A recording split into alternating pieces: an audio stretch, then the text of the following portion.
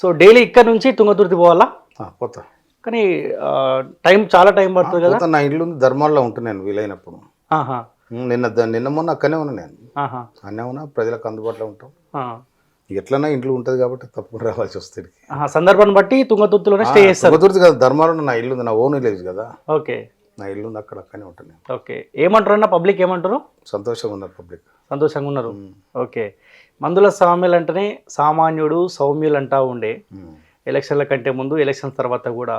ఇప్పుడు మందుల సామ్యులు ఏమన్నా కోటీశ్వరుడు దాకా పోతుండా, అయ్యిండా? ఎట్లయితే దాని మార్గం చెప్పాలి మీరే.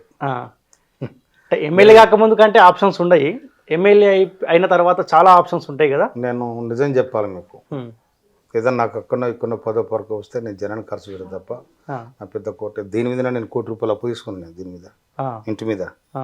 ఇవాళ నాకు వచ్చే జీతంలో కట్ అవుతా ఉంది అంతే. ఇప్పుడు ఇది సొంతం కూడా కాదు, ఇంకా నా సొంతం ఇల్లు ఇది. సొంతమే కానీ ఇంకా ఈఎంఐ కట్టుకుంటా ఉన్నారా? కట్టుతూనే ఉంటాను నేను. ఓకే.